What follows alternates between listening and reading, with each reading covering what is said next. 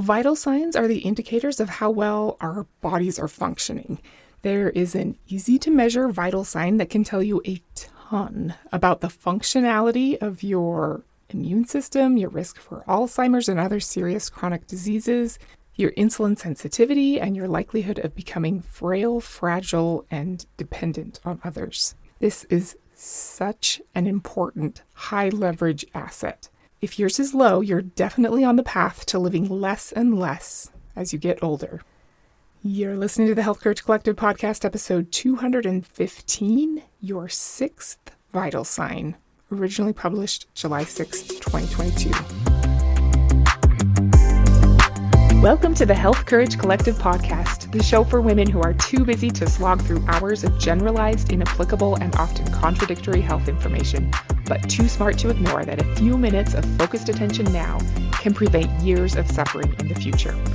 I'm your host, Christina Hackett, a pharmacist who doesn't want you to live on prescriptions, a certified coach specifically trained to maximize your potential, and a compulsive learner obsessed with preventative, cutting-edge, holistic, and integrative medicine.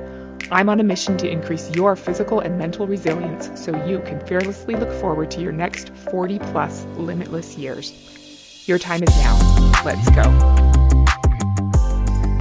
Hello. How are you today? Welcome to the podcast. I'm so happy that you're joining me. I really appreciate your support and your openness to learning. I think that you're awesome. It says a lot about what a great person you are that you're willing to spend your time listening to a podcast about optimizing your health as you get further along this journey of life. How has your week been? How has your thinking about the fixing of your problems gone this past week? Have you started to see through new eyes? I hope so. Today we're going to talk about your sixth vital sign. This is something that I'm pretty passionate about, especially for smart women like you. But first, do you remember what our other vital signs are? Or maybe we should start with what vital signs even are. I'm sure you know, but vital signs are body measurements we take to determine on a general level how well someone's body is functioning. We think of them in emergency medicine a lot. Paramedics watch vital signs closely. If someone is crashing, one or more of their vital signs are signaling that their body is not functioning, like not well enough to keep them alive. That is a problem. I typically think of there being 4 vital signs: temperature, pulse, respiratory rate, and blood pressure. Some people include other things like pupil size and reactivity to light. If you happened to have listened to my episodes 31 and 32, you know what your 5th vital sign is. This is a great indicator of how well everything is working together inside your body. It's your menstrual cycle. The regularity and details of it can tell us a lot about your physiology. It's worth paying attention to. So if that's the 5th, what do you think the 6th vital sign would be? What can be measured that can tell us a lot about how well your body can function and thrive? Could be a lot of things. I've heard that it should be pain. This makes sense if you're an EMT evaluating a patient in the back of an ambulance. But here's something said by Dr. Carla Prado. The thing that it should be another vital sign in regards to overall health, and as you'll see, resilience, which is huge. We can do a lot to prevent some unwanted health outcomes, but sometimes bad stuff still happens. If your 6th vital sign measures in the optimal category, you'll both avoid many and bounce back well from the other health challenges like a professional. This is the measure of the volume of the largest endocrine organ in your body. The bigger, the better. Well, to a point. Extremes aren't great, but I'm pretty sure none of you listening are at the upper extreme, like to the point of being unhealthy. So, what is this endocrine organ? Can you guess? We've heard that the skin is the largest organ in the body, but it's not an endocrine organ. Thank goodness, because I don't really want to increase the size of my skin. Other than becoming larger, you'd have to become like a Shar-Pei human or something. Imagine if that were the new thing. Pretty confident it's not going to be, luckily. We're also not looking to increase the size of our pancreas, or our thyroid, or our thymus. The size of this endocrine organ directly correlates with how well you will age on several different levels.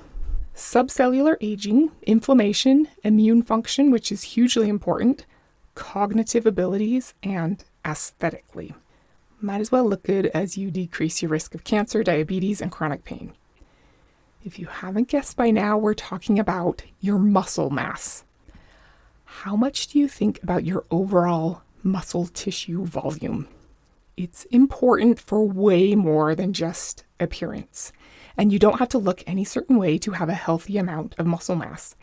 I don't care about this for you because of how you look. You look great the way you are right now. Low muscle mass can happen at any body weight, so it's important to directly measure it, hence the idea of being another vital sign. Hundreds or maybe thousands of medical studies show that patients with low muscle mass experience very different outcomes from patients with healthy muscle mass. Want to have a 40% higher chance of dying of breast cancer? Get diagnosed when you have low muscle mass. Want to be more likely to get alzheimer's? And if you do, to have a more severe case? Have low muscle mass. Want more post-surgical complications, longer hospital stays, longer time required on a ventilator in the ICU, lower quality of life, and poorer overall survival rates? Well, you get the idea. People who have low overall muscle mass have impaired immune system function. This is bad news for catching circulating viruses, but even worse news for your innate ability to spot cancer cells and keep them from setting up shop and starting to multiply. It's so crucial to keep our immune system in top gear, especially as we get older, because if we do nothing, it starts to decline with age. There are several different interesting ways that skeletal muscle mass promotes healthy immunity. One is that lymphocytes and macrophages need the non-essential amino acid glutamine, which is produced by our muscles when they are active. So a bigger glutamine pool in the form of larger, more active muscles strengthens those immune cells. Another has to do with cytokines. We've all gotten a lesson in cytokine storms from COVID, but cytokines are meant to be saviors, and they generally are as long as they stay in balance. There are pro-inflammatory and anti-inflammatory cytokines. Both of them are important. We do need acute inflammation sometimes. The problem comes when there are too many pro-inflammatory cytokines relative to the anti-inflammatory ones. Interleukin-6 has both pro- and anti-inflammatory types depending on which tissue it's released from. And I didn't know this before, but an essential source of the anti-inflammatory interleukin-6S is skeletal muscle. When there is more skeletal muscle present, more anti-inflammatory IL-6 can be released, which helps keep pro-inflammatory IL-6 in check, promoting a more rapid and thorough healing process. Pretty cool, right? Something I hadn't thought much about before is that if you have a traumatic event like an accident or surgery or even an infection, your body needs a sufficient and immediate supply of amino acids to use for repair. Amino acids are the little protein building blocks that are essential to being able to construct disaster cleanup structures. Your muscles are a readily available, abundant source of amino acids that can be tapped into for this. If you have sufficient muscle tissue, you have on-site repair materials ready to use in case of catastrophe. It's kind of like having a 72-hour kit. In addition to all the other awesome things your muscle mass can do for you, it's like having a 50-pound bag of dry beans on your body, just in case. Maybe it's more like an MRE. You know what those are, the military rations? Chicken a la king or burrito beef that can be eaten without heating if necessary and last for decades. Yummy. I actually really love emergency preparedness stuff. I won't go off on a big tangent, but I live in an earthquake zone and I've been evacuated from my house twice, almost 3 times due to wildfires. And I feel a lot better about the possibility of earthquakes, pandemics, civil unrest, extended power outages, and general apocalypse type stuff like the Domino's pizza that exploded near my house because I know that I have the basics on hand to take care of myself and my family. I've never thought of muscle mass on my body in that way before. I have thought of strength and endurance as assets, which they totally are, but the idea of carrying around extra building blocks for emergency repairs is pretty cool. Our bodies are so efficient at recycling. It's amazing. There are all kinds of studies that show that muscle mass is highly correlated with development of mild cognitive impairment and Alzheimer's. In one study published in the Journal of the American Medical Association that I looked through, they measured muscle strength of senior adults with a bunch of different tools to measure grip strength and flexion and extension of all kinds of muscles, and they gave them each a Z-score. I'm not super familiar with muscle Z-scores. Z-scores in general just have to do with health, like where you fall on a bell curve of averages. But I'm not super clear about how much more strength you have to go up or down 1 unit in muscle Z-score. But each 1 Z-score muscle strength unit above the average showed a 43% decrease in the risk for Alzheimer's disease. 43%. That's insane. If there were a pill that could do that, it would be a blockbuster drug. Something else that would be a mega blockbuster drug would be something that could sensitize you to your own insulin in a healthy way. Something that could gobble up glucose so that your blood sugar isn't high, but your insulin level doesn't have to go up to accomplish that. The greater proportion of your life you can live with a lower insulin level, the more insulin sensitive you're going to be. The more insulin sensitive you are, the longer and more healthfully you're going to live. It is uber important. Staying insulin sensitive by keeping your insulin level low most of the time may be the most important thing you can do for yourself. More muscle mass means more tissue that loves to consume glucose. 80% of the reason that glucose starts to come down after a meal is because glucose is being pulled into the muscle. People with higher muscle mass have their glucose levels come down more quickly after meals, which is a good thing because their muscles are hungry for it. Having your glucose level come down in a shorter amount of time is good. This is part of a longer discussion, but we need insulin on sometimes and off sometimes. We can't build muscle without insulin, but generally most people live their lives in a state of chronically elevated insulin, and it's killing them, literally. One way to optimize this issue is to own more muscle mass. Don't go minimalist with your muscle collection. Unlike your Beanie Babies, they are useful, attractive, socially acceptable, they appreciate in value, and they send a physiological message that you have a good reason to keep living. Since muscles exist to move our bones, having good muscle mass is generally associated with having good bone density. Having our muscles put stress on our bones by pulling them around is a very good thing to do for our bone density. We all know that having strong bones is super important, especially as we get older. So while it's the activities we do to grow our muscles that make our bones strong, muscle strength and bone strength typically go together. Good muscle mass by itself is also associated with lower risk of injury and fracture. Being strong makes you more injury-proof and resilient. Of course, we all know that we don't want to be so frail and feeble that we can't get ourselves into and out of bed or the shower or the car when we're old. That's a good thing to be aware of and prevent from happening. Our quality of life will be so much better if we can perform our activities of daily living by ourselves when we're really old.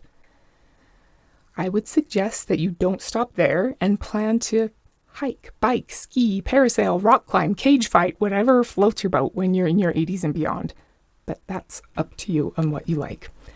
Acting now to have good muscle strength 40 years from now is a good reason to strength train, but it might not be an effective reason in terms of motivation strategy. If you haven't watched my free 16-minute mini course on 6 thoughts people who consistently rock their health habits think, then what are you waiting for? And I talk in there about research by Dr. Michelle Seeger, who has proven that people who exercise for an abstract, distant future reason are statistically significantly less likely to stick with their workouts than people who exercise for a benefit they get right now. This is helpful to you to get sticking with your exercise plans. Find a reason why it makes you feel good today and do it for that reason. As far as strength training goes, I'm so passionate about you realizing what your body is capable of. Forget about what you look like or the endless mind chatter that tells you that what you need is for your body to be smaller. Focus on the power that you're able to generate. I know for me, what changed everything with my relationship to exercise was barbells and the powerlifting lifts. I was so lucky to sort of stumble into it in the best possible way, but once I started to see the immense power of writing something down in a notebook, I was hooked. Never again did I think of exercising as something I should do. Not once since then have I tried to find an excuse to skip my workout. I do it now because I love it. You couldn't pay me to not work on my lifts. I love feeling capable of producing force and watching that capability increase over time. It's the best. When I think of where I started and where I am now, it makes me feel so proud. I realize that we're all different, and that's a good thing. What makes me jump out of my bed with excitement at 6 a.m. will be different than what fires you up, and it should be. But I hope that you can find something that you love about what your muscles are capable of doing that you can track and systematize and watch improve. Then remember to celebrate as your capacity increases. Focus on what your body can do rather than how it looks. Let the cosmetic benefit of muscular build be a byproduct of your joy, not the cause of it. If you haven't found a muscle building activity that you deeply love yet, don't give up. Keep trying things and be open to new ideas. And maybe at first you can convince yourself to do a few minutes of exercises you don't necessarily love for the sake of increasing your strength. But then make sure you deliberately work in a way to learn to love those things.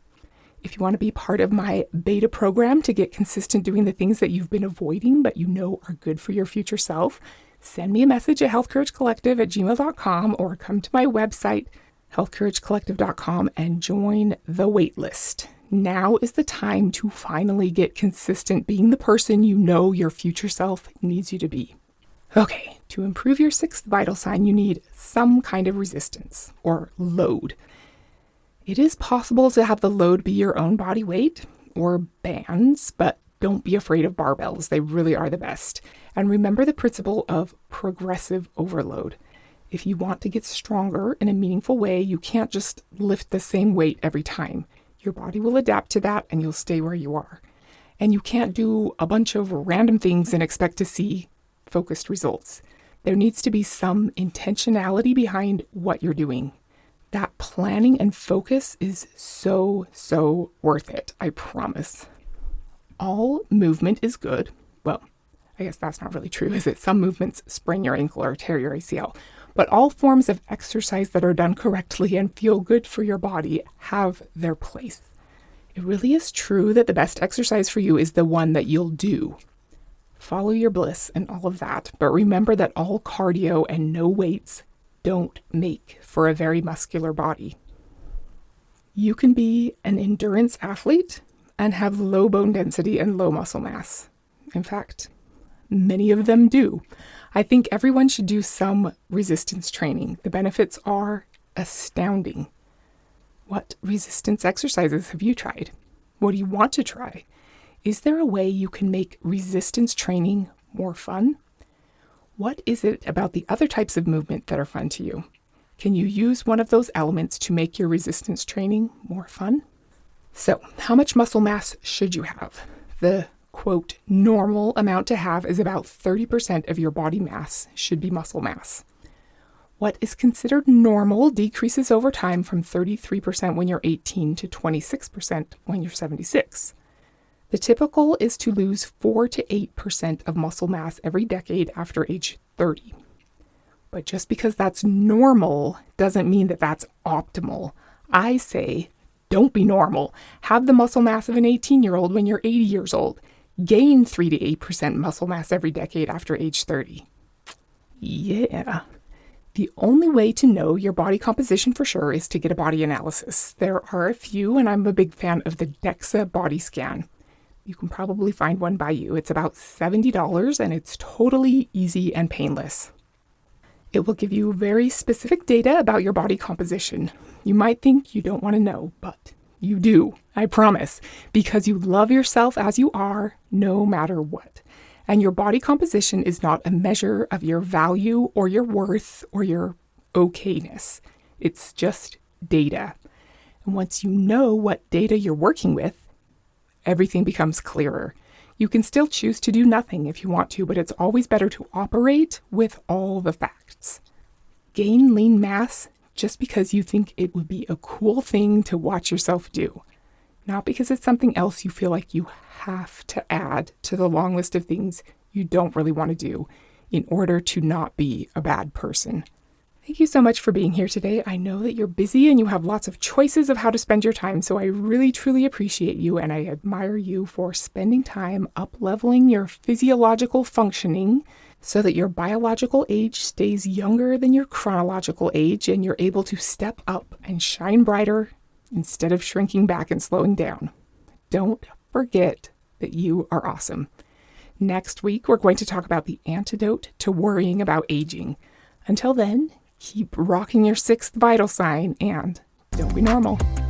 Thank you so much for tuning into the Health Courage Collective podcast. I am truly honored that you have paid me the enormous compliment of your time and attention.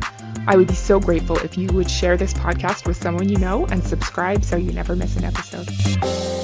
This podcast is for entertainment and information purposes only. Statements and views on this podcast are not medical advice. This podcast, including Christina Hackett and producers, disclaim responsibility for any possible adverse events by use of information contained herein. If you think you have a medical problem, consult a licensed physician.